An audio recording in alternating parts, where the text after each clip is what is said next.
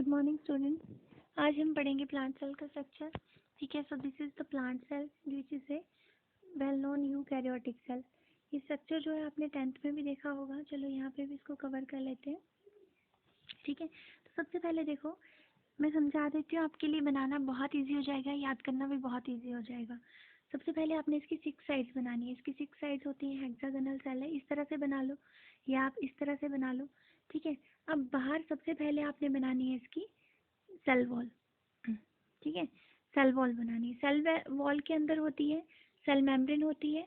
ठीक है, और इन दोनों के बीच में होता है मिडल लैमिला। इन दोनों के बीच में मिडल लैमिला। अब देखो कहीं कहीं से सेल वॉल जो है वो एब्सेंट है, उन स्पेसिस को हम बोलते हैं प्लाज्मोडेस्माटा। ये जो स्पेसिस आपको दिख रहे हैं ये वाले, ये जहाँ से सेल वॉल नहीं है, इन स्पेसिस को हम बोलते हैं plasmodesmata. Okay, let me right plasmodesmata. ठीक है, अब देखो अब फिर से बता देती हूँ, ये जो बाहर ये जो पिंक वाली है वो है सेल वॉल, उससे अंदर वाली ग्रीन वाली सेल मेम्ब्रेन और प्लाज्मा मेम्ब्रेन, इन दोनों के बीच में जो स्काई ब्लू कलर की वो है मिडल लैमिला। ये तीनों हो गए, और जहाँ पे सेल वॉल नहीं है प्रेजेंट, उन स्पेसिस को हम बोलेंगे प्लाज्मोडेस्माटा। उस स्पेसिस को हम बोलेंगे प्लाज्मोडेस्माटा। अब देखो इसका जो न्यूक्लियस है, सबसे पहले हम आते हैं वैक्यूल के ऊपर। देखो सबसे बड़ा आपको वैक्यूल दिख रहा है, तो प्लांट सेल के अंदर जो सबसे ज़्यादा स्पेस जो है वो वैक्यूल ने ही घेर लिया होता है। लगभग जो पुराने सेल्स होते हैं उसमें 80% एरिया जो है वो वैक्यूल ही कवर कर लेता है। तो सबसे पहले अब सबसे बड़ा ये वैक्यूल बनाएंगे, इसके अंदर मैंने इसका नाम लिख दिया है। और जो न्यूक्लियस है इसके जस्ट यहाँ पे शिफ्ट हो जाता है, साइड में थोड़ा शिफ्ट हो जाता है। ठीक है, अब देखो ये साइड में शिफ्ट हो गया यहाँ पे। इसका स्ट्रक्चर देखो कैसे बनाया है, जैसे मान लो ये न्यूक्लियस में बना रही हूँ, ठीक है, बड़ा करके। ये इसकी एक अंदर वाली मेम्ब्रेन है और इसकी बाहर वाली मेम्ब्रेन है। ठीक है, से दिस इज आउटर मेम्ब्रेन और से दिस इज इनर मेम्ब्रेन। ये जो बीच में दिख रहे हैं जहाँ पे मेम्ब्रेन नहीं है, इनको हम बोलेंगे न्यूक्लियर पोर। इनको हम बोलेंगे न्यूक्लियर पोर। और इसके अंदर ये फाइबर जैसे मटेरियल है, इसको हम बोलेंगे क्रोमेटिन फाइबर। अब चलिए यहाँ पे देख लेते हैं यहाँ पे कैसे बनाए। या तो आप इस एक एक चीज़ को डिटेल में लिख सकते हैं, या तो आपने सीधा ही लिखना है यहाँ पे न्यूक्लियस, तो वो भी आपका ठीक है। आप ऐसे भी लिख सकते हैं कि ये न्यूक्लियस है। अब देखो यहाँ पे डिटेल में लिख दिया है, तो आगे भी आप इसका स्ट्रक्चर जो है अगले आने वाले टॉपिक्स में इसका स्ट्रक्चर जो है वो डिटेल में पढ़ेंगे, तब आपको वहाँ पे और ज़्यादा क्लियर हो जाएगा।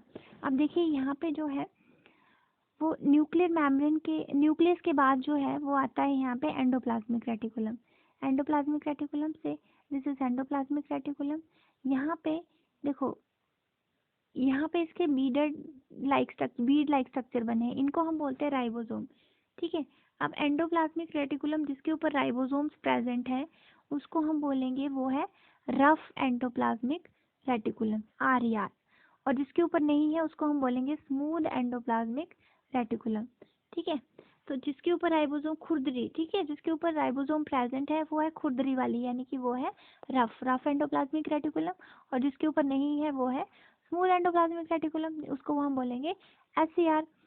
ठीक है, इतना हो गया। अब देखो ये जो ग्रीन कलर के स्ट्रक्चर बना है ये क्लोरोप्लास्ट है। प्लांट सेल में होते हैं, ये एनिमल सेल में नहीं होते हैं।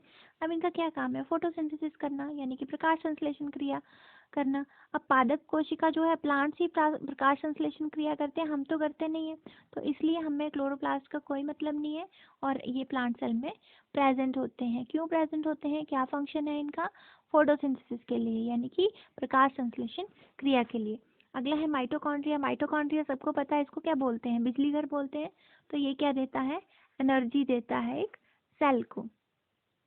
ठीक है, राइबोसोम क्या करता है, राइबोसोम अगला, ये उसमें भी बनाया है हमने प्रोकैरियोटिक सेल में, बैक्टीरियल सेल में। राइबोसोम क्या करता है, इसको हम बोलते हैं प्रोटीन फैक्ट्रीज, इनको बोलते हैं, यानी कि प्रोटीन जो है वो कहाँ बनते हैं, राइबोसोम के अंदर। देखो एक एक चीज़ को डिटेल में लेंगे, यहाँ पे मैं थोड़ा थोड़ा बता रही हूँ, मतलब डिटेल में बता रही हूँ ताकि यहाँ पे भी आपको क्लियर हो जाए। अब आगे जो टॉपिक्स हैं बस आपने इन्हीं को ही पढ़ना है डिटेल में, और कुछ नहीं करना है। डिटेल में मतलब आपने इसका स्ट्रक्चर बनाना है अलग से, और इसके फंक्शन जितने भी इसके कार्य हैं वो लिखते जाना है।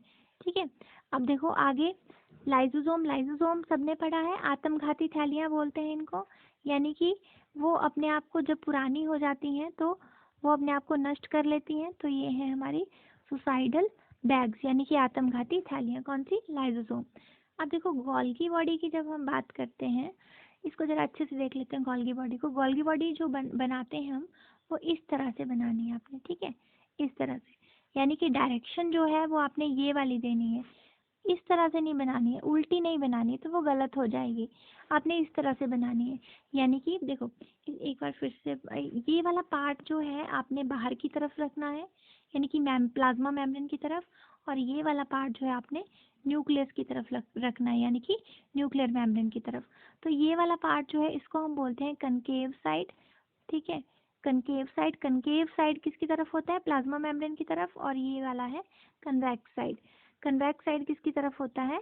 न्यूक्लियर मेम्ब्रेन की तरफ। तो ये इसकी पोलैरिटी होती है एक, ठीक है।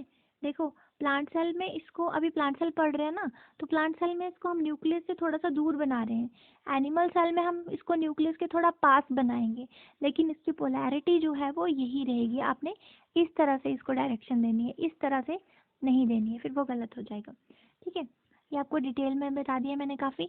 और देखो ये जो बीच में है वो है साइटोप्लाज्म। ये सारा जो फैला हुआ है वो है साइटोप्लाज्म। ये आपने उसमें भी देखा प्रोकैरियोटिक सेल में। ये क्या रहा आपका? Cytoplasm.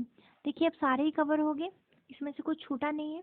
Chloroplast, mitochondria, ribosome, lysosome, Golgi body, cell membrane, middle lamella, smooth endoplasmic reticulum, rough endoplasmic reticulum, cell wall भी होगी, ये सारा न्यूक्लियस हो गया, और लास्ट में साइटोप्लाज्म हो गया।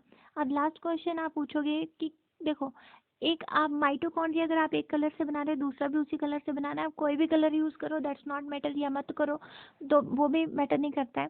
जैसे क्लोरोप्लास्ट अगर आप एक ग्रीन कलर का बना रहे हो तो दूसरा भी आपने ग्रीन कलर का बनाना है। इससे क्या होता है कि समझने में आसानी हो जाती है।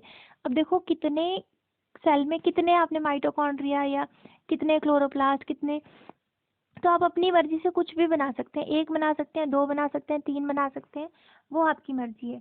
लेकिन कितने होते हैं एक सेल में अगर ऐसे हम बात करें, तो देखो जो सेल जो है वो ज़्यादा, अगर ज़्यादा प्रोटीन बनाएगा तो उसमें राइबोसोम ज़्यादा होंगे।